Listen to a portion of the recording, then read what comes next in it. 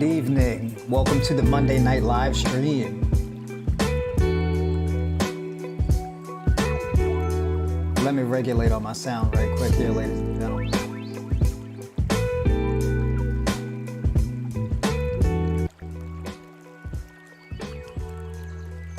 All right, y'all, what's going on? Welcome to the Monday night live stream. How everybody doing? Let's check in here in the chat. See how folks are doing. Let me dislodge the one earphone. Just need to be plugged in here on one side. So tonight, very important conversation. Let me address the folks. Antonio, what's going on? Good to see you here. Dude, how you doing? Vinny Roberts, good evening. They said out everybody tuning in. Some folks are going to be calling in late, so they're going to miss a few things that I got to say. But that's all right. What we're going to do is we're going to catch on replay.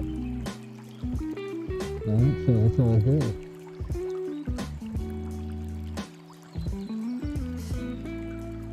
Oh, wait a minute. Put a 1 in the chat if I can hear it for you. Yeah, I should be able to hear me clearly. From the looks of it, I'm not hearing.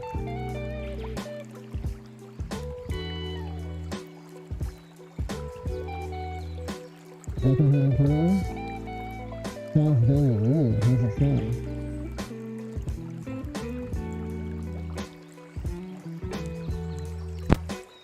I sound muted? Do I? Sounds like something's covering the mic. Sounds like something's covering the mic. Still sounds like that, huh? It's still... Oh, now it's good. Okay, I just had to reposition the mic. Ah, okay. All right. You had to move it a little bit further down. Gotcha. Okay, all right. Good now. All right. So yeah, very important conversation tonight. We got a lot to talk about. Now I'm gonna dive in pretty deep about raw vegan eating, right? I'm gonna talk about your goal will depend on how you approach a raw vegan diet, right? Because it's not like a one-size-fits-all thing. If you are eating to gain muscle mass, you're gonna eat one way. If you're, eating raw to lose weight, you're gonna eat another way. If you're eating, raw because you have some sort of autoimmune disorder that you're trying to reverse and really put on silent, so to speak, you're gonna eat another way, right? And then, with a raw vegan diet, you want to be able to use your foods in order to improve your glucose metabolism. But you don't want to do it to a point where you sacrifice your fat metabolism, right? So there's got to be like a healthy balance. So all of these things I'm going to get into, right? And so I'm going to talk about what foods to eat. I'm going to talk about where you get your protein from. And that's going to be a bit of a nuanced thing, right? So we have to get into carbohydrates, how much of that you're eating, fats, how much of that you're eating, protein, how much of that you're eating, right? So quite a few things that we got to get into here. You said muscle without protein smoothies, please. Yeah, we can get into that, right? I mean, protein smoothies are beneficial, but not necessary, right? And we got to get into that too, because there is some interesting things that we got to talk about as far as protein also, right? One thing that's very important to know is that as our society, as our population consumes more protein, our population is also simultaneously getting weaker.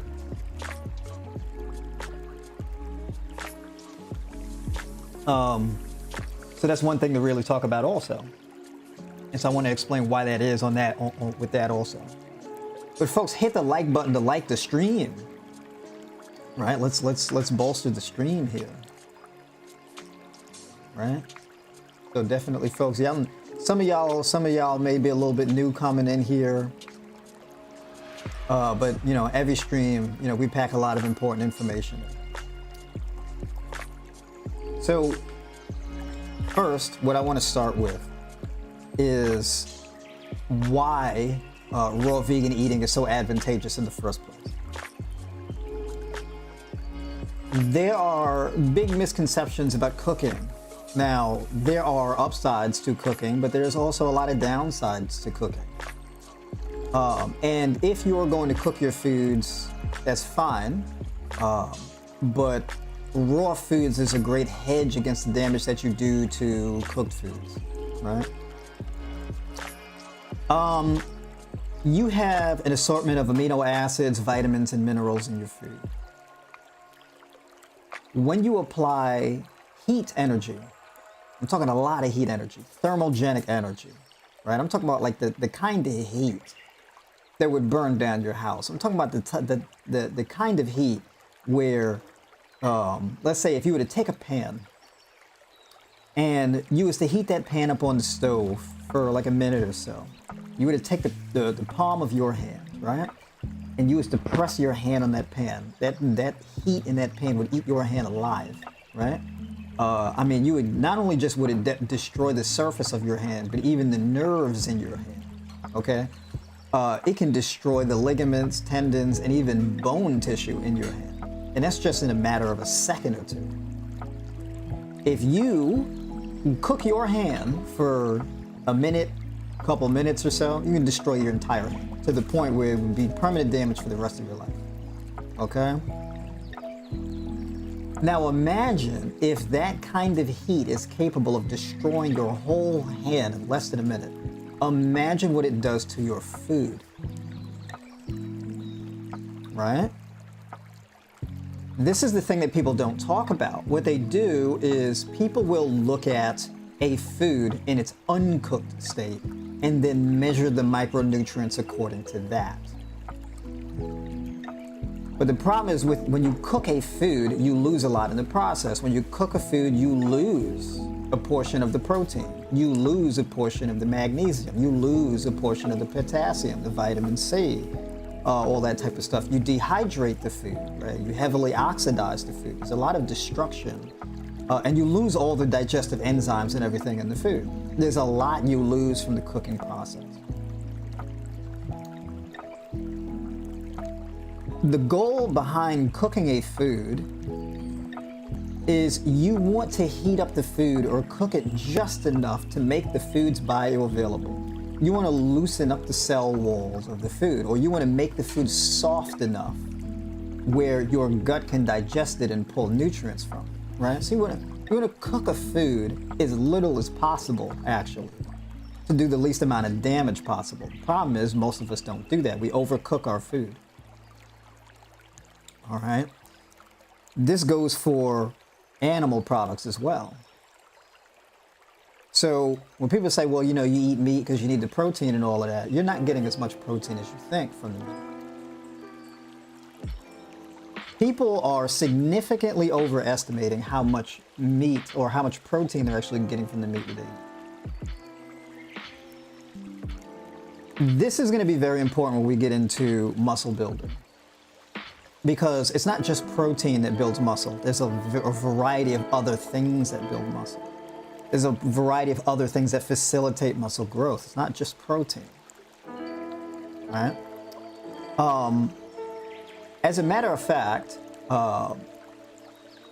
people overestimate how much protein they actually need in their diet. The truth is that if you train a muscle hard, you really push a muscle hard, as long as you're eating enough, and as long as your food volume is enough and your sleep quality is good enough, that muscle will grow back thicker and stronger. All it needs is time, right? With muscle protein synthesis, this happens over a period of days.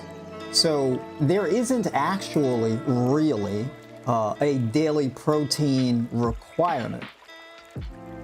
Not really. Essentially what happens is the food you eat today, your body will be digesting that over a period of several days. And protein synthesis actually takes 36, 48, 72 hours. Right? So really, you have weekly nutrition goals. You don't really have daily nutrition goals, per se. Daily nutrition goals are kind of just like a template or an outline to create patterns, dietary patterns.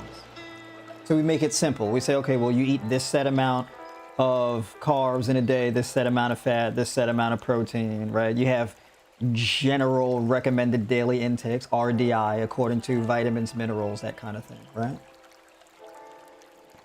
But here's the interesting thing. The interesting thing is the fact that it's not like all of the food you eat today, your body's going to just use all of it, and then you're going to be back at zero the next day, and then you got to replenish the bucket again. It's not really how it works. You accumulate resources in your body over a period of days, weeks, months, years. Your whole entire lifetime, you accumulate resources in your body, right? With a raw vegan diet, you're playing the accumulation game. It's essentially what you're doing. You're accumulating protein, you're accumulating minerals, you're accumulating glucose, glycogen stores, you're accumulating trace minerals. And as you engage in that accumulation process, what happens is you gradually get healthier, right? Your hormones optimize and balance out over time. This is really the strategy. A raw vegan diet, particularly, is an anti-congestion diet. One of the benefits of it is all of the nutrients are very tightly regulated, right? So you don't get excessive amounts of a particular resource on a raw vegan diet because everything is tightly regulated. Your carbs, your fats, your proteins, and all your micronutrients, right? Your water intake, everything is all tightly regulated on a raw vegan diet. Cooking food is a bit of a hack, right? Especially with animal products, because when you consume animal products, you know, people talk about foods that are bioavailable, right? We heard this term with, you know, a lot of YouTubers like to use this term. Oh, the iron in animal products is more bioavailable, right? The protein is more bioavailable, right? They use this term bioavailable. And essentially what they mean is that your body doesn't tightly regulate the nutrients that are found inside animal products. This could be good, but it's a double-edged sword because it can also be bad. Your body is always accumulating resources. And the more of a certain resource you accumulate over time, if you accumulate too much of it, this leads to congestion. And this congestion leads to metabolic disorders that you can end up with by the time you hit 30, 35, 40, etc., right? Usually people's metabolic disorders really show up around 30 years old, maybe 27 at the earliest, right? Some people who are more unfortunate, you may see it at 25. It's not because anything magically changed at 30, is that you're playing the accumulation game over your whole entire life. You're accumulating fat, you're accumulating cholesterol, you're accumulating iron, you're accumulating oxidative stress on your organs and all of this kind of stuff. You're accumulating wear and tear. And we typically refer to this as aging, right? So just, as you get older, you just gain weight, you have less energy, you don't sleep as good, etc., right? It's just part of getting older. Really what it is you're gradually becoming congested. Essentially, that's what a metabolic disorder is. It is the result of excessive accumulation. The human metabolism and digestive system, the endocrine system, your hormonal system, is an economy. And any economy has to act in a circle, right? And the circle has to be even. If there's a disruption in the circle where there's a choke point of resources and there's a lack of cycling, right? You get a hitch in the circle.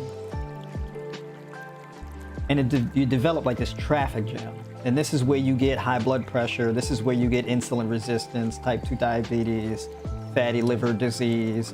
And then all of the oxidative stress that gathers around that can then trigger autoimmune disorders from just being chronically inflamed and having your immune system just hyper elevated in this neurotic fashion. Where when I describe the whole inflammation situation, I like to color code it, and I call it the inflammation escalation ladder, where essentially there's 4 sections. You got green, yellow, orange, red. When you're chronically inflamed, you hover between orange and red a lot. Red is where you have a nasty outbreak.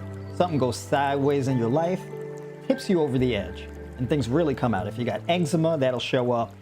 If you've got rosacea, that'll show up. If you have IBS, that'll show up.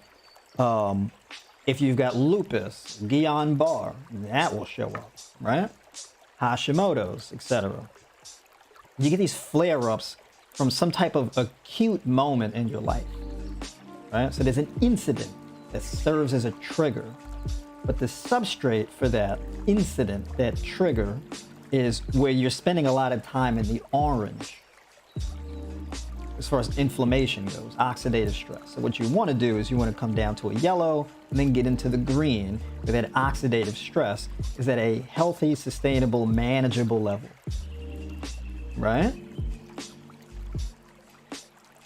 With a raw vegan diet, it helps to decongest. You can't overeat and all types of stuff. I mean, you can overeat if you really try, but people naturally don't accidentally do that. It's a thing you have to deliberately do. Now, a lot of people who decide they want to get on a raw vegan diet, they come from a background of struggling with food. This happens a lot of the time. Or people are struggling with illness and health issues for a long period of time. They tried a lot of other things and nothing's really worked, and now this is where they are. What you don't want to do with a raw vegan diet is treat it like a conventional way of eating, because it's not. So if you come from a food background where you eat 3 times a day or 2 times a day and both meals are cooked, maybe you have a banana or an apple here and there, with a raw vegan diet, it's entirely different. Now, for me, generally speaking, a raw vegan diet is a diet where anywhere from 80% to 100% of your food is raw. So, for example, for me, my diet, it could be I eat a cooked meal 2 or 3 times a week. Right? That's my strategy. For some people, they can just have 3 meals a day, maybe even 4, but it's just 1 cooked meal a day. Right? The reason why the cooked meals are good to sporadically get in there is because cooked foods, one of the biggest benefits to cooked foods is seasoning. You can add herbs and spices and all of that have these very additional medicinal effects. For me personally, when I put together a raw meal or a cooked meal, I only cook the things that need to be cooked. So everything doesn't get cooked. There's certain things like quinoa or rice or potatoes or legumes. But everything else, like my greens in particular, I don't really cook that. Right? Certain mushrooms, I don't really cook that. Right? Bell peppers, onion, I don't really cook that. Right? Garlic, right? Like a minced garlic or something, I don't really cook that. So what I will do is I will cook the base thing. I'll make a sauce or something like that and kind of add in the raw greens and vegetables and stuff afterwards and kind of let it soften up under the heat of the foods that were cooked. This is typically what I do. So even in my cooked meals, there's still a portion of that meal that is raw. I don't cook my onions, I don't cook my bell peppers, I don't cook my greens, all that kind of thing. If anything, I will steam broccoli, because broccoli is real tough, right? So you probably should soften that up a little bit, right? But for the most part, getting your diet as raw as possible is really, really beneficial, because raw foods guarantee the nutrients that is actually in the food. So I'll give you an example. Let's say you cook black beans. You can cook black beans, and if you cook them for a little too long, you can lose like 80% of the magnesium. Spinach, you cook it, you can lose like 80% of the magnesium.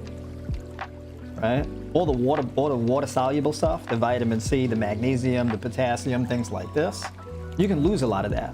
right? Your malic acid, you can lose the overwhelming majority of it, right? Spinach is a food that is very rich in magnesium, manganese, potassium, iron, copper, chlorophyll, all these things. Spinach is a very magical food, but if you cook it, you lose almost all of the nutrients in it. You're not really supposed to cook spinach. Right? So when it gets all wilted and kind of dead and it loses all of its green, and it's all flaccid and kind of mushy, that's because you just cooked it to death. There's no more living enzymes or anything in it now. Right? Inside the cell wall is tender enough for your gut to be able to pull nutrients from it. So your spring mix, your kale, your arugula, things like this. Very medicinal. You can't cook the crap out of it. I'm a big fan of raw sauces, right? You can get, so if you want to make a tomato sauce, you get a Roma tomato, put it in the blender. You can get, diced onion, bell pepper, all your seasonings, whatever kind of peppers you want to use, basil, garlic, things like this, coriander, right? Put a little water, and you can blend it up and season it to taste. And you got yourself a raw tomato sauce. You can put that over salads, you can pour it over a cooked food, all that kind of stuff. But anyways, I digress. Because we got to talk about the mistakes that people make that cause people to quit a raw vegan diet. I'm going to start with the most basic one. You don't need to be dogmatically raw vegan. Right? There shouldn't be dogmatism in it. It's a practical thing. This isn't some type of extreme way of eating. It's not extreme at all. It's actually the opposite. I think cooking all of your food is extreme. Literally, it's literally extreme, right? If you're nuking all of your food, if you are burning the crap out of all your food, you're applying tremendous amounts of heat energy to all of the food you eat. That is extreme. It is. It's like taking 4 showers a day. It's insane, right? It's like washing your face too much. It's like washing your hair too much, right? You dry the crap out of your scalp. You dry out your skin, make your skin all kind of lines and wrinkles because it's all dry because you wash the crap out of it. It's extreme. Cleaning is good, but excessively cleaning, it's a bit much, right? So, raw vegan is not really an extreme thing. It's not extreme to eat, raw fruits and vegetables. Culturally, it's very outside of the norm, but it doesn't necessarily make it extreme. Now, when you're first starting off, if you feel like you want to have a warm, what's that word? Foods that are like warm and kind of, there's a particular word, I can't remember the word, but a very warm, satiating, filling meal, right? Like people like, soup or stews with like potatoes and beans and leafy greens and chopped mushrooms and all that kind of stuff. Savory. There we go. Warm and savory. If you're craving a warm and savory meal, have a warm and savory meal, right? Because depriving yourself of like everything, that could be a bit extreme. Where you're telling yourself no constantly every day. That's a bit much. Right? So it's okay to have a cooked meal 2 or 3 times a week. It's fine. Right? So this is high raw vegan. It's not fully 100% dogmatically raw vegan, right? But it's high raw.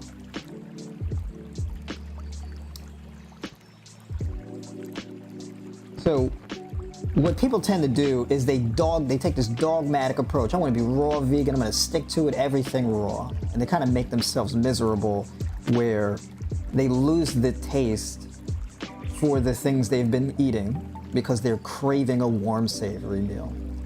And so people get tired of it. They get mentally fatigued, constantly telling themselves no, and they quit. Right? Sometimes you got to tell yourself yes. Now, I'm not saying that you want to just go and have a gross binge meal where you want to eat something that's going to obliterate your gut, right? So you don't want to go, oh, I'm going to have Buffalo Wild Wings, right?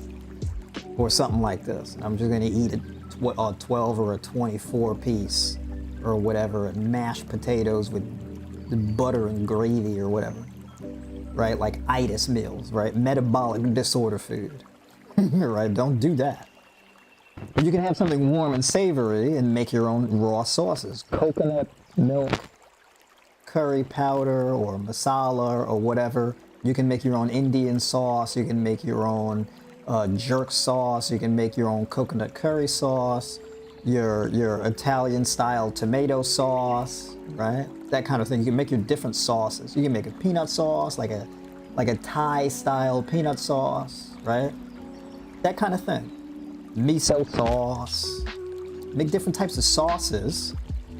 And then, you can bake or boil potatoes and, sweet potato, or one of my favorites, golden Yukon potatoes, that kind of thing. You can have mushrooms and chickpeas, right? Cabbage, things like that. My favorite cabbage is bok choy, right? Or some broccoli florets, right? You cook these things just enough to soften them up. You don't want to make them mushy. You just want to soften them up a little bit. And then you add your sauce and mix it around and everything like that. Right? And then boom, you have your warm, savory meal. Right? You can keep your sauces and stuff in a mason jar. And if you want to make a hearty, thick sauce, you can use lentils as the base of the sauce, or you can use beans like red kidney beans or something, or chickpeas as the base of the sauce. Right? If you want to make a cheese sauce, you can use nutritional yeast with miso paste, and then you use like tofu as the base of the sauce, and it'll give you like this creamy, cheesy sauce, and you can put that over salads and everything like that, and it's absolutely amazing, right? And you can add some pepper and a little bit of sea salt, that kind of thing, and it's very satiating and all of that type of stuff. You just warm it up and it's phenomenal, right? And that is a risk-free way of satiating that need for a warm, filling, savory meal.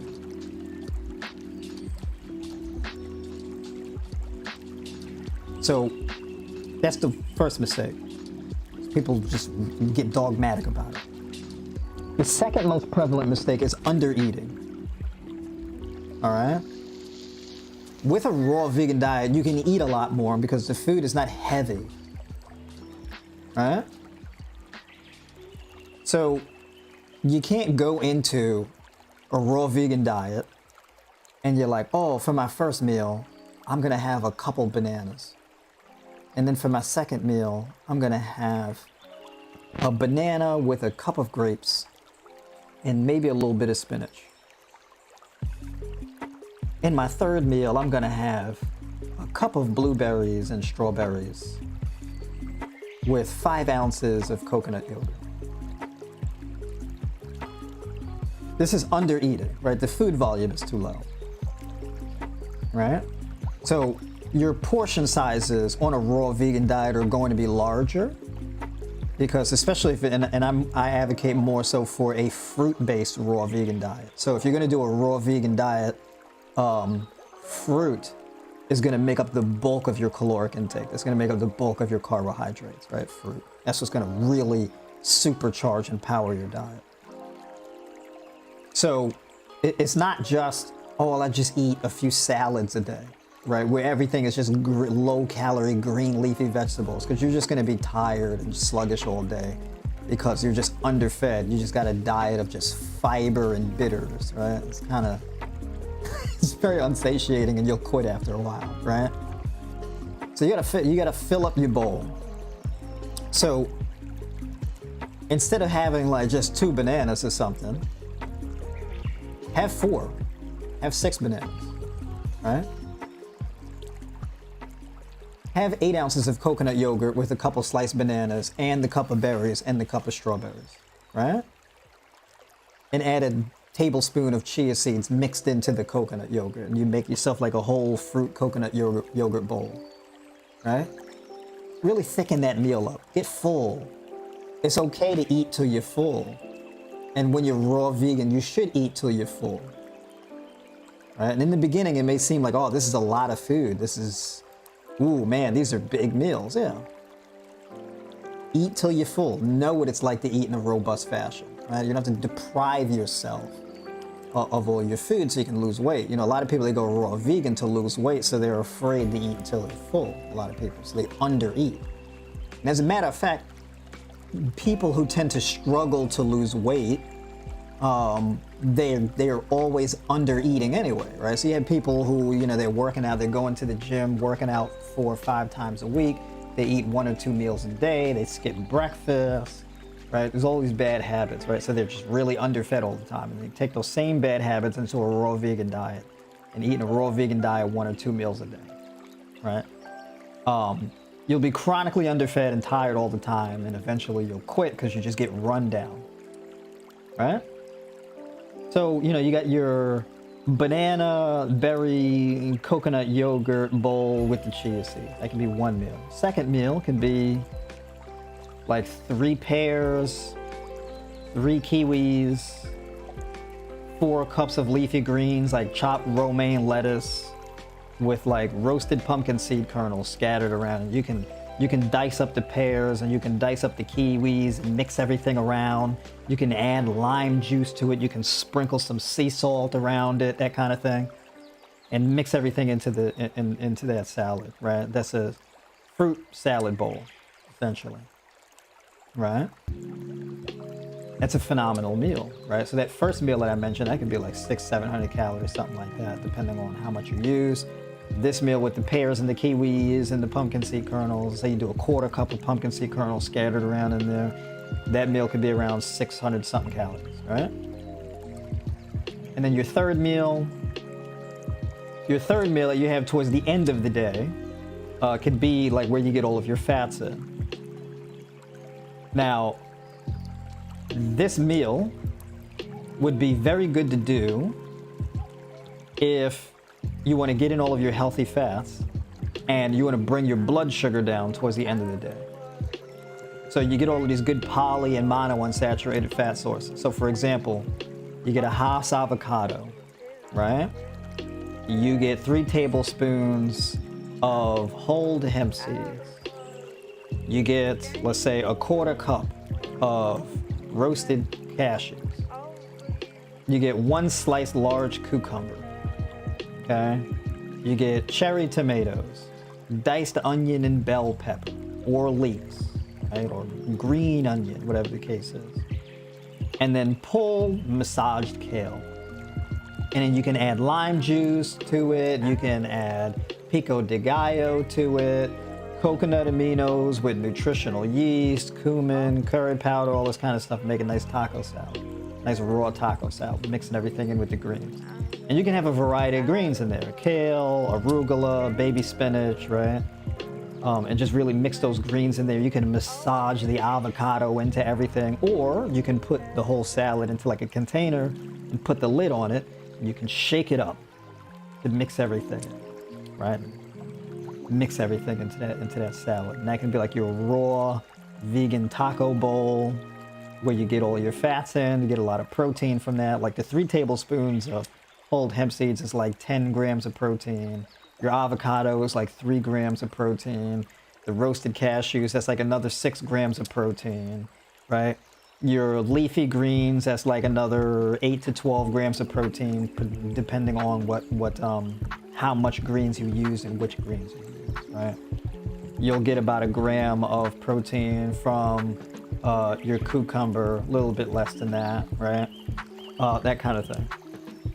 But most of the protein and whatnot is going to come from the fat sources in that meal. And so this is a meal that won't really cause a blood sugar rise at all.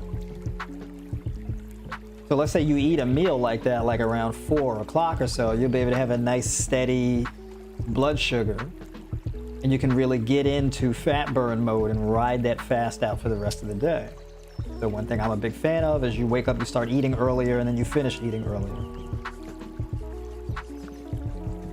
So all of your food is to optimize hormonal function, decongest your metabolism, and accumulate resources, vitamins, minerals, amino acids, etc. That's what your food is for. Your food is the substrate for your human well-being.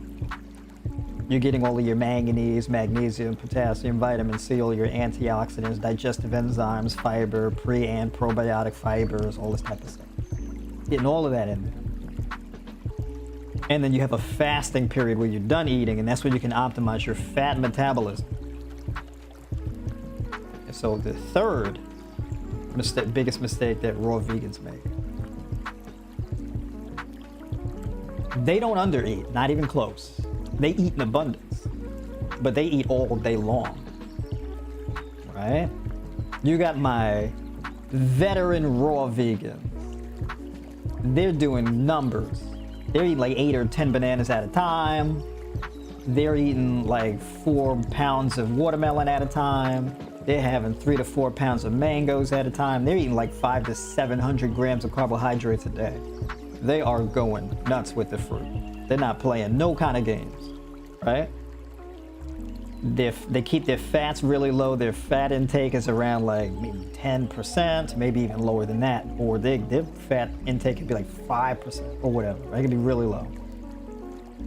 I'm not a big fan of cutting carbs all the way like that. I think that the minimum that your fat intake should be reduced to is 10%. 10% is like the minimum, right? I wouldn't go below 10% of your fat intake, because that can cause hair loss, weak nails, dry skin, just skin issues in general. Well, you know, all kind of issues, right? Damage to your eyes, and all kind of stuff. Stress, poor mental health, etc. Right? Poor sexual health, these kinds of things. You can get away with doing that really, really low fat approach. You can get away with doing it for 6 weeks, 12 weeks, maybe even 18 weeks. But the longer you do it, you get diminishing returns. You start to develop other problems. Right? And that's kind of extreme, to just cut a whole macro out of your diet. So generally speaking, your fat intake should really be at a minimum of 0.5 gram of fat per kilogram of lean mass, and a maximum of 1.5 grams of fat per kilogram of lean mass. For most people, it's going to be 1 gram of fat per kilogram of lean mass, for most people. Men, your dietary fat can be a lot higher, because men actually need more of that dietary fat for the cholesterol production and testosterone production. Men are more resource intensive. Men burn through resources much faster than women. And men require more resources in order to recover than women do. Women are kind of better optimized for recovery and resource management inside the human body. Men flame out pretty quick compared to women. So even the way that a man goes about a raw vegan diet has to be it's going to be a bit of a different approach than women are, right? So going back to the really, really, really low fat approach and the really, really high carb approach, there's this backlash effect. Your insulin sensitivity is super good, meaning you can crush 10 bananas, just one after the other, just popping bananas like nobody's business. And you'll be full for like 45 minutes to an hour, and then boom, low blood sugar. Oh, it's time to eat again, like an hour later. Then boom, 4 pounds of watermelon, right? More energy, brilliant, go, go, go. Hour later, boom, hungry again. And so you get this thing where every time you feel a little hungry or bitish, you eat again. And your insulin sensitivity is so good, and your metabolism is so quick, your body's just burning through all the sugar and the carbs and the fruits like nothing. Boom. Burning through it like nobody's business. So you got all of this energy. Your brain is lit up like a Christmas tree, right? You got all of this mental alertness. Your eyelids are peeled back. You got all this mental sharpness. You're just on top of everything. You are in life's face. Non-stop. just intense and deliberate and just pedal to the metal, nonstop, just riding the gas, downhill, right? Doing numbers. It's a great feeling. So you'll have like a lot of fruitarians and it's like, I feel amazing. I'm vascular, super lean, got all of this energy to train hard in the gym. I feel phenomenal. Man, this is crazy. But you have a lot who do that and they can't lose weight. So you do have some raw vegans where that original approach really worked well for them. They did that, they cut all their fats, it was just nonstop fruit, and they dropped like 40, 50 pounds. Right? And then they just hit a wall. Boom, no more fat loss. And they go, what the hell happened? I'm not able to lose any more weight. I feel great. I sleep really well. My training performance is really good, but the weight is not moving on the scale. What is going on here? It's a grind.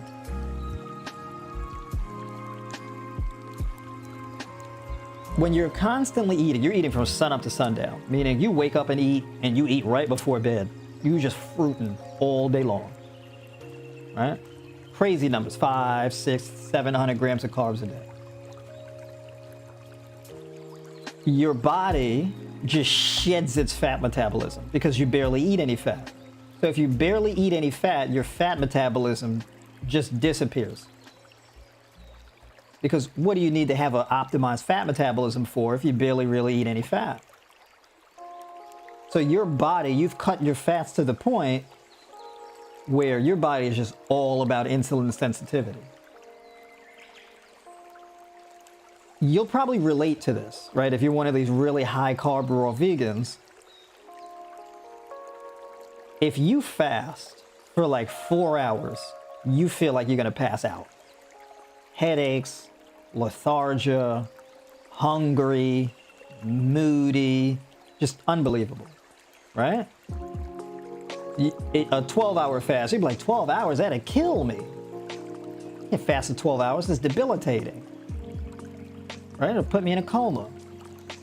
Because that blood sugar just comes way down, a bit too far down. And then your blood sugar hits the 90, then the 85, then the 80, then the 75, then the 70, and you're like, whoa, I feel kind of lightheaded, dizzy, whatever. Right? Because you sacrifice your fat metabolism. You have to train your body's metabolism to keep the skills you have. You want to be able to build your insulin sensitivity and your fat metabolism. You don't want to sacrifice one for the other. Like a keto diet, they sacrifice insulin sensitivity in order to maximize fat metabolism. So, you know, these people who, they'll do a keto diet, right? Well, they'll do like a carnivore diet, something like that, where they just got this meaty, greasy, buttery diet, right? They're eating all types of fermented, you know, milk and cream and butter and cheese and, right? It's just yeast and fat and cholesterol, right? So they're insulin resistant as all hell. But their fat metabolism is so good, they can fast for 7 days and be completely fine like nothing. Right? They can fast for 7 days, 14 days, not even feel it. Right? And they can work out through their fasts and everything like that. And they'd be like, I feel great. My skin is really thin. My urine is really, really yellow. It's like radioactive yellow. It looks like Mountain Dew, right? Because they're dehydrated all the time. They're like, yeah, I drink 2 gallons of water a day, you know, because my diet is so dehydrating. And then, of course, you know, they got the super high cholesterol and the high blood pressure and all that type of stuff. And they're like, ooh, this is not what we want, right? So that's a whole nother set of problems.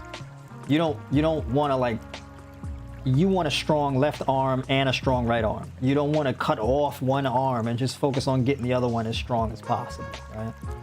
You're walking around with one big arm and no other arm. Or you got the little baby arm shriveled up here because you just sacrificed it. It just atrophied, right? You want to be balanced. So with your fat intake, the threshold for me when I create a diet plan, fat intake is around in between 15% and 25%. It's typically the threshold that I have fat intake. I like to undulate. So one day you'll have 15% fat in your macros, and another day you'll have maybe 20 or 25%. So you switch on and off, but subtly, not really crazy swings. Avocados are really good food. Mangoes are also a good food. Mangoes are not a high fat food, but they got some good quality fats in it, right? But in particular, your nuts and seeds, that kind of thing. If you're a man, it would be a really good idea to have around 1 gram of fat per kilogram of lean mass, especially if you're trying to build muscle and optimize testosterone, right? But in any case, if you are a raw vegan or you've been doing a raw vegan diet and you're having problems losing the weight, it's because you need to improve your fat metabolism. And it's a bit of a grind depending on how much you've sacrificed it. The best way to improve it is going to be gradually extending and opening up a fasting window. So for example, let's say month 1, you start eating at 7 o'clock, you finish eating at 6 o'clock. Month 2, you're still eating at 7 o'clock, but then you finish eating at 4 or 5 o'clock. Month 3, you finish eating around 2 o'clock, right? You shrink up the window a little bit more. And as you shrink up your window a little bit more, you're gonna add in more fats, right? And what happens is now you improve your fat metabolism. So it's good to do that too. And you'll really start to see things moving on the scale. And then you can gradually shrink your fasting window again and move it more towards where you have an 8-hour or 6 to 8 hour eating window, right? To get some normalcy going. But you got to train your metabolism. So you do have to have like a trend. You have to have some type of plan and some type of long-term strategy. Now you can shrink your eating window each week, or you can shrink it each month. It depends on what you feel comfortable doing, right? How hardcore do you want to get? So it depends on your personality, your schedule. Are you in the right headspace for it? That kind of thing. Muscle gain. When you cut all your carbohydrates, you're also, not cut all your carbs. When you cut all your protein intake, or you cut all your fat intake, you're going to also reduce your protein intake. One thing is very important to understand is the fact that the more carbohydrates you have, the less protein you need in your diet. The less carbs you have in your diet, the more protein you need in your diet. It's a sliding scale. One has to account for the other.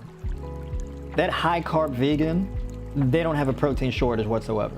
And also, the reason why meat is high protein is because the branched chain amino acids are preformed to make those proteins because it's made inside the body of a mammal. Plants have a completely different physiology, right? Plants will contain all of the amino acids you need in order to build muscle, but it won't be arranged to be a muscle, right? Plants don't have muscles. So plants will have amino acids and a variety of amino acids, but it won't be packaged together. It's kind of like plants give you this simplified version of the thing your body needs. So for example, if you eat animal products, that protein has to be broken down into amino acids, and then those amino acids are then used to create other amino acids, and then used to create lean mass, bone mass, muscle mass, repair skin, hair, nails, all types of stuff, just to maintenance, whatever, create enzymes, hormones, that kind of thing. Amino acids do all types of things in the body, create neurotransmitters, everything, right? Plants, they just give you the amino acids straight up. So the protein of plants are typically lower, but that doesn't speak to the amino acid profile. Now, also, the fundamental rule, if you're building a structure, you need more than one type of material to do it, right? If you're building a home, you can't just, I'm gonna build a home with nothing but just bricks. Bricks are great for building a home, but you can't just build a solid home with just bricks, right? You need cement, you need some type of framing, a scaffolding, you need, certain types of materials to create your walls. If you're in, like, for example, the United States, you probably use sheetrock, that kind of thing. There's a variety, and then insulation, etc.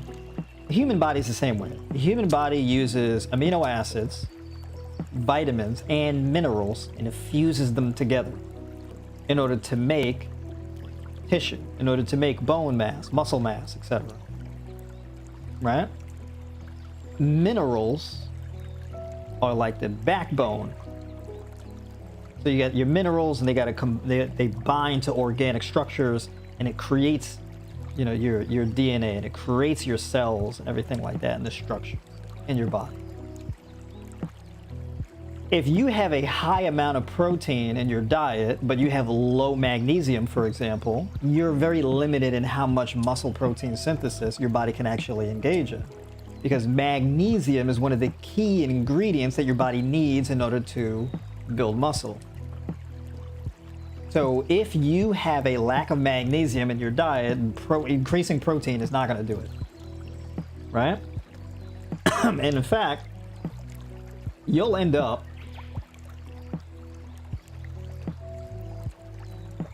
having a lot of that protein be broken down into amino acids, and then the amino acids are then converted into glucose to use for energy in order to maintain your blood sugar level.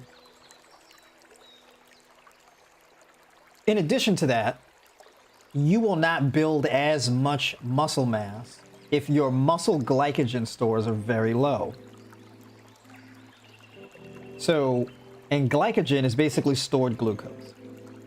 So let's say you eat carbohydrates. The carbohydrates get broken down into glucose. The glucose then gets shuttled into your muscle tissue. As you fill your muscle tissue with that glucose, you get topped out on muscle glycogen stores, right? This triggers a hormonal response in your body where muscle protein synthesis is now elevated. Here's the caveat. This only happens when you've trained that muscle and you've fatigued that muscle. So you've applied a great amount of stimulation and fatigue to that muscle, and then you went and had all of them carbs, and then you've added some protein in, right? So the diet in and of itself is not going to build muscle. I don't care how much carbs and protein you eat. Muscle is not really going to grow to any substantial degree unless you train it. Training is the thing that builds muscle. Training is the catalyst that tells your brain, hey, this muscle that you just built here, this muscle that you just trained, this muscle that you done wore out in the gym, yeah, we got to reinforce that because he's going to do that again, right? So if every Monday you're in the gym hitting a particular muscle group, your body's going, every Monday, that muscle group is getting worn out. So let's reinforce it. This is why consistency is so important, is because your body responds to consistent patterns. Your body doesn't make adaptations according to what you did in the past. Your body makes adaptations in anticipation for you doing that again in the future. This is why you have to have a program of set patterns that you do repeatedly, repetitiously, over a period of weeks and months and even years. This is how human adaptation is created. If you do it just one-off, it's not really going to have much of a response. It'll be maybe a very acute, minor response, but that's about it, right? So if you want to grow a muscle, the key is just eating enough food and training the muscle. You do that, you'll be fine. So, fellas, let's say 32 to 36 grams of nuts per day. And then you have, depending on your lean mass, you have 6 grams of carbs or 5 grams of carbs per kilogram of lean mass per day, right? As long as you're getting enough magnesium, as long as you're getting enough of the amino acids, which you don't really need much because you need about 1 gram of protein per kilogram max per day. And even that's very abundant, right? Because you don't even necessarily need that amount, right? So I know fruitarians where they build muscle just eating fruits. They're just sitting up here just eating and crunching on watermelon seeds and just eating watermelon and whole tons of bananas and grapes and building muscle, right? Because the most important factor to whether or not you build muscle is how you train the muscle and how well you sleep. Is your body's ability to recover.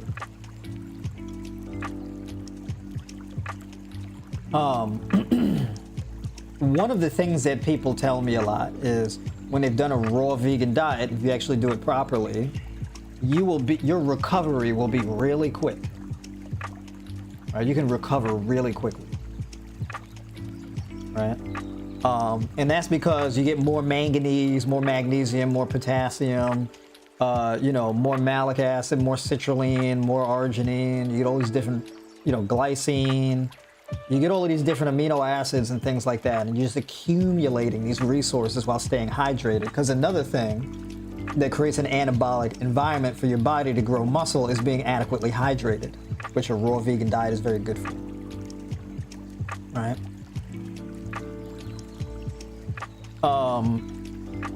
So if you're trying to build muscle and you're trying to do it without protein shakes, if you don't want to do smoothies or something like that. By the way, smoothies are extremely beneficial for gaining lean mass. And in fact, I got to talk about this. I am going to there's this machine. It's called the Nutra machine, something like that. And basically, you add nuts to it, or beans, or whatever you want to add to it. Like if you want to make soy milk with it, you add soybeans. If you want to add cashew milk with it, you can basically make plant-based milks with it, is what I'm saying. So you add in your nuts and seeds or whatever, and then you add water, and this thing takes it and turns it into plant-based milk. I was like, ooh, I'm gonna get one of that. I'm gonna try that. I'm not gonna plug it yet, because I want to try it first. I don't really tell anybody to use anything unless I've tried it and I know it works and it's legit. So I need evidence. So this is why you won't see me hawking all types of products in my profiles, right? I don't do that. My whole thing is giving you the information that you need in order to change your life. I don't want to get into this thing where I'm just chasing paychecks, selling products, right? I don't really want to do that. I can get a little skittish about that. But I'm going to get this thing, and I'm going to use it, and if it's good, I'm going to bring it on stream, I'll show it to you guys, or whatever the case is, and then be like, yeah, this thing is legit. Now, generally speaking, what you can do is you can take water, and you can put nuts in it, and you can soak the nuts, and then you can food process it, and blend it up, and you can make your own plant-based milk that way. And then you put it through a strainer, and it's kind of a messy process, but if you wanted to make your own plant-based milks at home, you can. Right? But this thing is like a mess-free kind of thing. You just put everything in. It's like almost like a crock pot for plant-based milk. But in any case, when you say you don't want to add smoothie, you don't want to do smoothies, you don't want to do protein smoothies, you don't even have to do that. What you could do is you can get bananas. You get like 6 bananas, or whatever the case is. Put those in a blender, add a little bit of water or coconut milk, okay? And then you can get a food processor, you can grind up flax seeds, hemp seeds, that kind of thing, grind it up real fine in your food processor, and then add it in. And you can blend all of that up. There's no protein powders. Essentially protein powders is just processed. It's just, you take a thing, whatever the protein is made out of. Like, let's say if you do pea protein, like I like to do pea protein isolate. And essentially, it's just ground up peas. If for whatever reason you don't want to do that, that's fine. You can do whole foods. But this makes it easier to eat everything you need to eat, right? It's not necessary, just makes it easier. But essentially, if you're eating your, let's say, 5 to 6 grams of carbs per kilogram of lean mass, and then you're getting in, let's say, 32 grams. Let's make it more simple. Let's say 6 to 8 ounces of nuts per day, along with the fruit. So you have your fruits in your first couple meals, and then you have your nuts in the end, or you can mix them in between. So you can have your fruit salads with your nuts, and then each meal you have a side of nuts or seeds or whatever the case is, and you'll get a lot of your protein from that as well, right? Also, it keeps you fuller longer. So you can do, for example, you eat your 6 or 8 bananas with 4 to 6 Brazil nuts, right? Second meal, you get your fruit salad with a whole bunch of apples, pears, grapes, things like that, and you have a side of pistachios or walnuts or something, right? Walnut chunks. Third meal after that, you can have another fruit bowl or whatever the case is and have another side of nuts. And you can have your meals like that throughout the day. Your leafy greens, your fruits, your nuts, seeds, that kind of thing. And you can have about 4 meals a day, maybe 5, depending on what your macronutrient needs are, right? People don't need to eat as much as they think they do in order to gain mass, right? You don't, because the thing for building muscle is really just adequate recovery. If you're eating in a caloric surplus, but you're sleeping poorly, you're not really going to be able to build any muscle. So it's not just having more calories. It's not really it. The food has to be compatible with your gut, easy to digest, nutrient dense, not a dead food. And then you have to finish eating at least 4 hours before bed so that you're not going to bed on a heavy stomach and having your digestion interfere with your sleep. Generally, you don't want to go to sleep loaded up with all type of food in your gut, right? And then also, if you're trying to build muscle, you don't need to train as frequently and you don't need to train as long in the gym. So you'll have guys who, they go on a raw vegan diet and I've been on a raw vegan diet for a while and I'm struggling to build muscle and I don't really know what I'm doing. And then you look at their training routine and it's like, well, your diet is fine, but you're training too much, right? Men don't need to train that much to build muscle.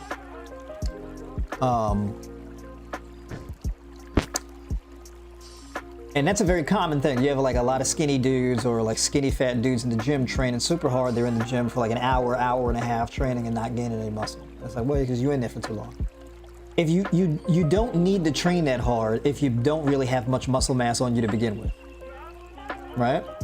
The more you train and the more training volume you do, the more protein and carbs you need. You just train yourself into an excessive deficit, right? And that will prevent you from gaining muscle and recovery.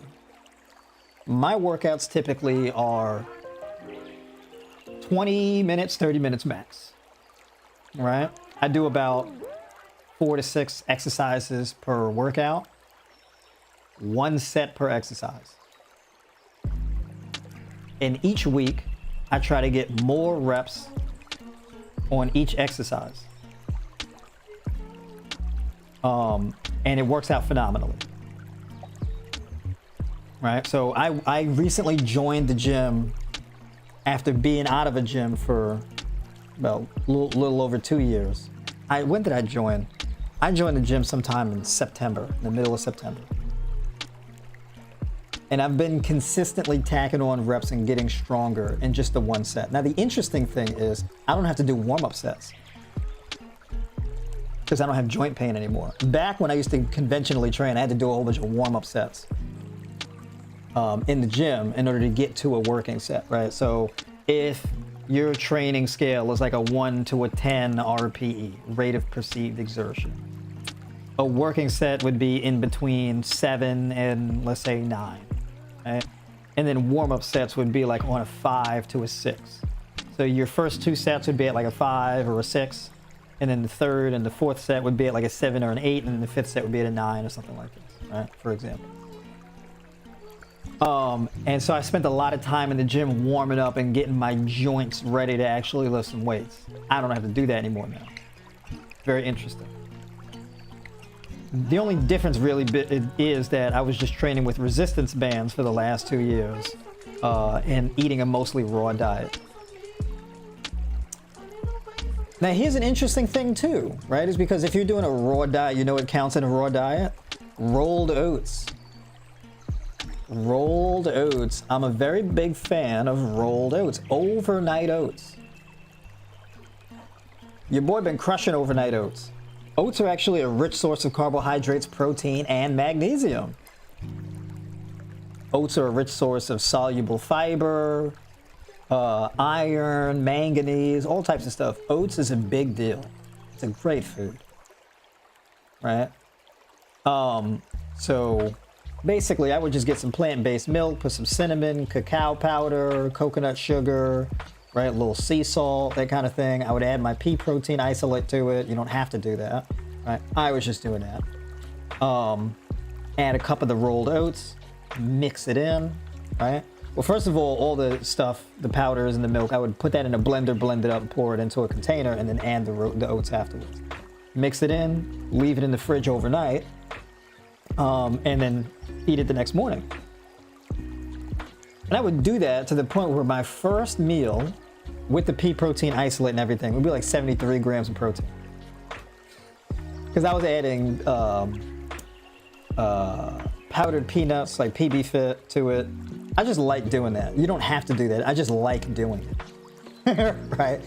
That's like my whole protein requirement for the whole entire day in one meal, right? I just like doing that. I just like how it tastes, right? It makes it easier to get into protein, but it's kind of an excessive amount of protein. Like if I wanted to really lean out or whatever like that, I wouldn't do that because it's a lot of protein. It's a bit excessive. But I would get my overnight oats. It would be chocolate peanut butter overnight oats with the pea protein isolate added to it, and then add like a half a cup of cashews on top of it. And I even have like a couple sliced bananas or something like that along with it. So that one meal could be like an 1,100 calorie meal or something like this, right? It would be a big meal because I like eating large portions. I just like eating like that, right? I don't really write diet plans like that where it's like meal number 1 is like 1,200 calories right out the gate. I normally don't create diet plans like that for people, but I personally just like doing that, right? I'm a chubby boy at heart, right? I may not look like it, but I eat like it, right?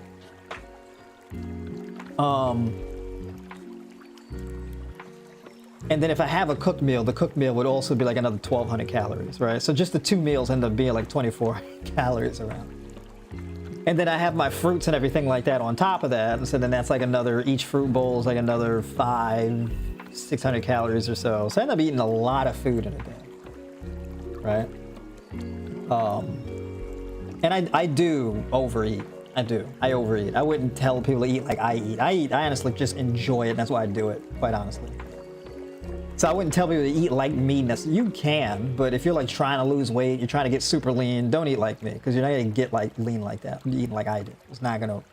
I do it because I enjoy doing it. It's not a strategy. It's a guilty pleasure. I just like eating like that. I've been able to maintain my physique eating like that, but that's because I do deploy a certain level of dietary strategy, and I train really hard. And then I also know when to ease up off of doing it if I'm getting a little too pudgy, right? But that's kind of like, it's like a touch and go thing for me doing that. I'm gonna catch up with some of y'all in these comments here, right? Because I would imagine y'all probably got a lot of questions, so let's see here. I thought rolled oats were steamed. Well, rolled oats are not cooked, right? I mean, they're lightly steamed, but they're not cooked. Like a raw food is like a food that's cooked anywhere from like over 110 degrees. So rolled oats are like largely steamed and rolled out. I mean, they are, yeah, they're lightly steamed and then rolled out, and that's how they get flat like that. But it's not a cooked food. TJ, I'm sorry I missed your line. I'm just getting off work, please. Talk about gaining weight. I've been plant-based for a year, inflammatory reasons, and lost 40 pounds. I'm 100 soaking wet. Yeah, I mean, it really depends. So, for example, if you're a hard gainer or you struggle to lose weight, it depends on how much you're eating. It depends on whether or not if you're engaging in resistance training, you're actually building lean mass. Because it's hard to get fat when you're eating healthy. Right? I mean, look, the way that I eat, you'd be like, yeah, you serious? How are you not gaining all kind of weight doing that? It's not easy to gain all type of crazy weight when you're eating really good food choices. What about sesame seeds? Yeah, sesame seeds are good too. That's actually a good idea. I haven't really thought too much about sesame seeds.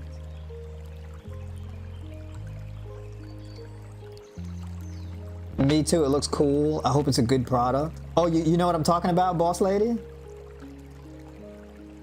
Hemp milk is super easy to make in a blender too. Just need a strainer, yeah?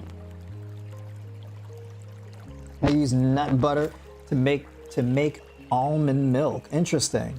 I think it's been like a year since I've had any nut butter. I don't remember the last time I've had any nut butters. I've generally stayed away from them.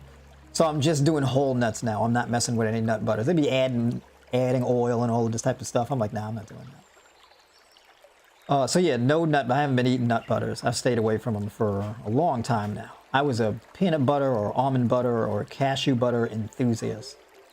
I would crush nut butters to an irresponsible degree. I absolutely am a peanut butter lunatic, okay? I've always loved it ever since I was a kid. I'll eat peanut butter with a spoon straight out the jar. Just straight nasty. You're really talking now, man. I love it. There you go. So yeah. And you know, if you're a lot of people who are trying to gain weight, you ain't eating like you think you are. You ain't eating big, right? First of all, you gotta eat big. Really eat a well-rounded, robust meal. If you're trying to gain weight, you should probably doing a minimum of 3 meals a day, but like 4 or 5 meals per day, right? If you're trying to gain weight, and you should be trying to build lean muscle mass, right? So you can't just sit up here and just lounge around and eat and be like, oh, you know, I'm just gonna gain weight, because you don't want to get skinny fat either. So it matters how you gain the weight, right? Where you gain the weight, right? So you don't want to be out here skinny, struggling to put on weight, and then you really start putting on weight and it's all around your belly, right? You're like, oh no, love handles. And then be mad. I did vegan and I just got skinny fat. I was like, word? Were you in the gym building muscle? Well, no, I was just eating, trying to gain weight. Like, yeah, there you go. Now, here's the easiest answer I can give you. You want to gain weight? You know what you do? You eat a jar of peanut butter a week. Don't do that, by the way. Don't do that. Technically, that could work, but I think it would be irresponsible to tell somebody to do that though, because that's too much nut butter. It's too much. Okay, that stuff stick to your ribs like nobody's business. Right? So you want to gain weight, but you want to do it in like a bit of a responsible way. I've had guys where they're like skinny fat. They'll be like 6 foot tall and be like 165 pounds. You know, and they'd be like, you know, because they lost weight. So they'd be like 6 feet tall, 170 pounds, and then drop down to 165, and then drop down to 160, and then be like, oh, I'm losing weight. I don't know, I'm losing a bit too much weight. How do I gain weight? It's like, first of all, you're losing body fat. You don't have much muscle mass on you, which is the reason why you at that weight. You got to be training to build muscle, right? Healthy weight implies lean mass. So you got to put in the work to gain the lean mass. It's not going to be through diet alone. Like, I stress diet a lot because diet or nutrition is the substrate that you build everything else on top of.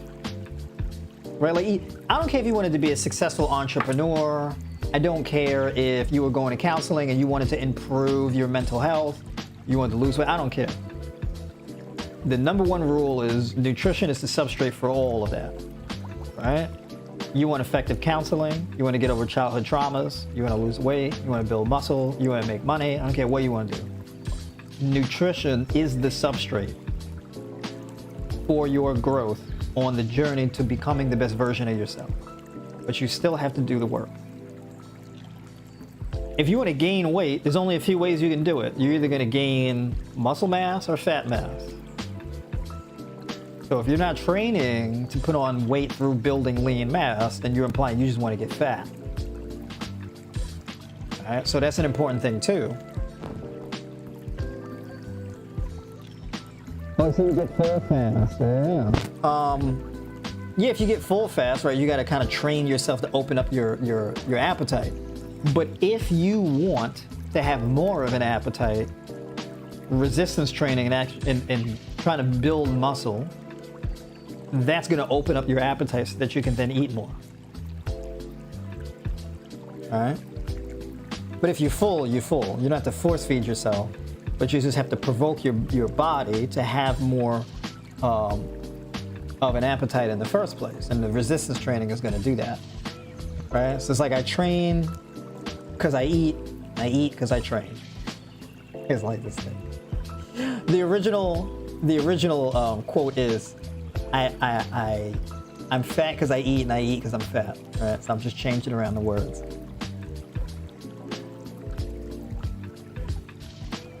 Thank you for those live streams. Absolutely.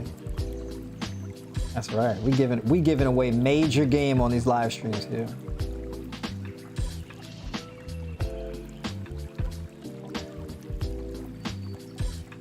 So you train in excess of standard hypertrophy rep range? You go for serious burn or something? Patrick, so I don't train in excess, right? My rep range is at a maximum of about 30 reps in a set and a minimum of like 6. Right? That depends on the exercise. So let's say I'm doing a split routine. Let's say my training plan is a push-pull leg day, which it is. Mondays push, Wednesdays pull, Fridays legs. Let's say I want to train my chest. I do a low to high resistance band fly. And I'm focusing on this upper portion of the pec, and I'm just boom, pulling the band, squeezing that upper pec, right? Coming all the way up across here, getting that clavicular head. Boom, right? And squeezing it and squeeze and hold after every rep. And I'm doing like 25 to 30 reps of that. Really getting deep into the muscle. I want to get deep into that set. I want to make that thing work hard, right? Very targeted exercise. Not a lot of weight, just really, I want to maximize the contraction of that particular muscle, right? And I'm just repping out, squeezing. Every rep is a good quality rep. I want solid, good quality reps. That's what I want. I want to feel every single muscle fiber work. All of them, right? I do one set though. So I'm not going to burn the crap out of the muscle and put the band-aid and going to go and repeatedly do it. No. Once is enough. You get that one set, you get as deep as possible into that one set. And once you experience form breakdown, stop. If your reps are getting sloppy, stop. We want good form, good quality reps only, right? Second exercise is going to be a compound movement, like bench press, flat bench press, right? And I'm maxing out with the bench press. Now, what I did was I started with a weight that I can get 8 or 9 reps with. That was my starting weight. And then every week, I use that same weight and just try to get more reps. Week 1, I used a weight that I was getting like 9 reps with. And then now, with that same weight, after how many weeks has it been? It's been almost 4 weeks for me. I hit 17 reps with that weight this week. Week 1, I got 9 reps. Now it's like week 4, 17 reps on that same weight. This is gains. That's growth. I don't have to keep adding weight to the bar because your body doesn't know how much weight is on the bar. The only thing that matters is how hard the muscle is working. 1 set. So I've been able to go from 9 reps to 17. Now what I want to do is I want to hit 20 reps with that weight. When I hit 20, I'm raising the weight. I'm increasing the weight by 10%. Same thing. Right? That's my training strategy in a nutshell. Back squat. I put a weight on. Week 1, I got 7 reps. Last Friday, same weight, 17 reps. I was jacked. I was stoked. 7 reps, week 1. 17. Week, what was it, 3? Week 3. Week 3 or 4, one of those. That one I don't know if I really want to count that one, because when I first joined up to the gym, my leg day was my first day, but I think I joined on like a Friday. So it wasn't like a full training. So I actually have more leg days in with that particular training strategy than, so I think it was week 4 for the leg day was last Friday, but for upper body, it's like week 3. So that's my training strategy. Barbell rows, I gotta hit barbell rows tomorrow. The weight that I started with that weight. I was able to hit like 9 reps. And last week I hit 14 or 15, one of those. So this week, I'm going Wednesday, I'm going all out and get as many reps out of that thing as I can. So I wanna hit that 17 again, or maybe even 18. So that's my training strategy. So I'm chasing the reps. Now, not the weight on the bar, I'm chasing the reps. So I want that weight. I'm gonna train with that weight until it feels light. And then I'm gonna increase the weight and do the same thing. 1 set per exercise. And I'm in there 20, 30 minutes and I'm out. That's my training strategy. Right?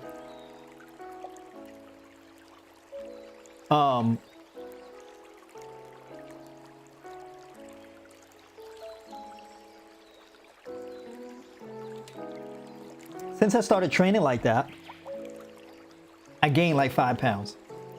So I've been gaining like a pound a week. All right. Let's go here. Thinking of working out, but I'm limited because of inflammation in the joints. I don't have so much inflammation as I used to, but it's been challenging. Resistance band, training with resistance bands is really good on your joints because it takes all of the stress off your joints and puts it on the muscle.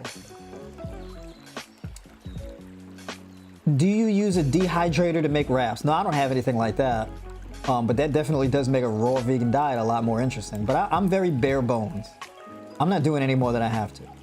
So I would rather just chop up fruit for every meal and just eat and just crunch on some nuts rather than be doing dehydrators and all types of complicated mixes.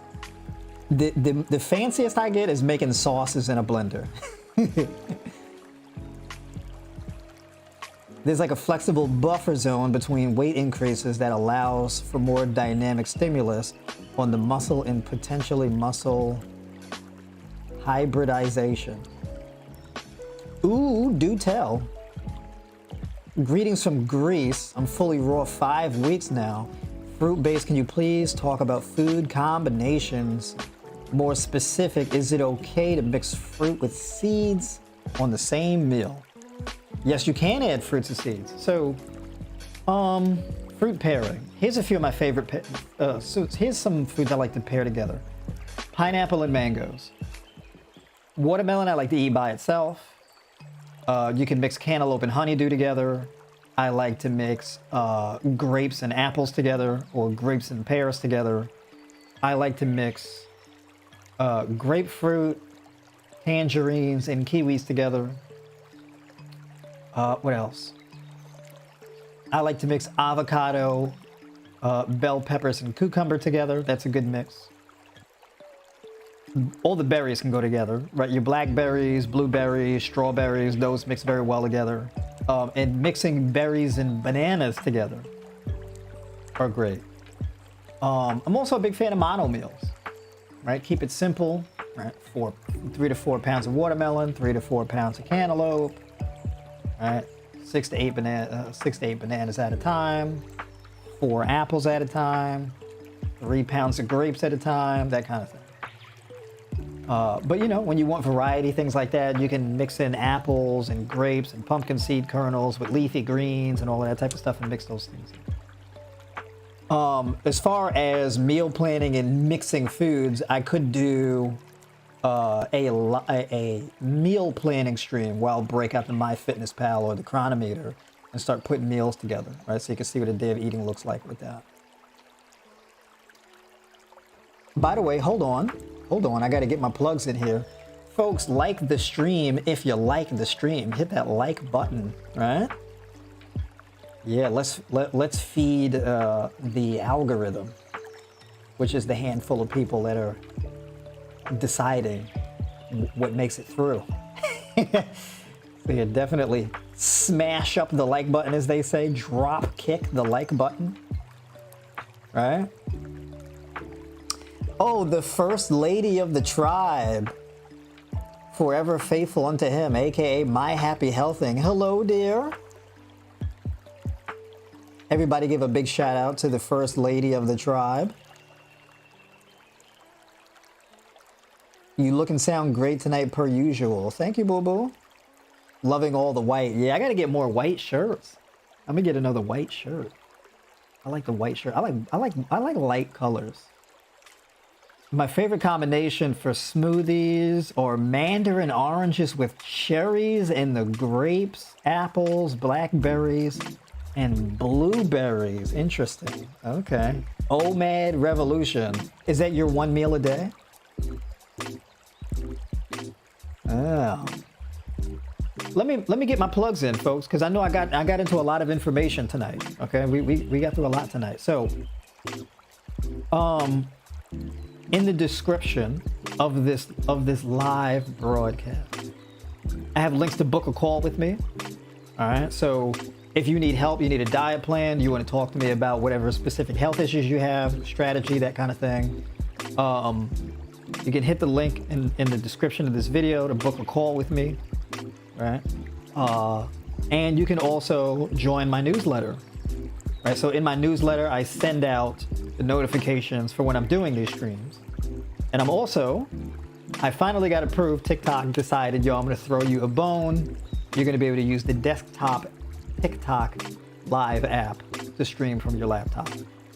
So I'm gonna use that Tuesday and Thursday. Right? So that's going to be really interesting. I may do a video review, right, where we do some myth busting and debunking on Tuesday. So definitely stay tuned to that and I'll be getting on the email list to the newsletter and sending out the notification for that as well. And any other offers that I'm coming through with. I'm working on some things behind the scenes, so I'm going to be dropping those too. All right. So if you need help, I'm all about substance. I come through on the streams on a weekly basis and give all types of important information that you can deploy day one. All right. So high raw vegan nutrition coaching and fitness, specializing in strength and condition, performance enhancement, and corrective exercise. So that's me, coaching my entire adult life. All right. So having said that, folks, thank you for tuning in tonight. Much appreciated. We're pushing up on my bedtime tonight. And I will catch y'all on the next one.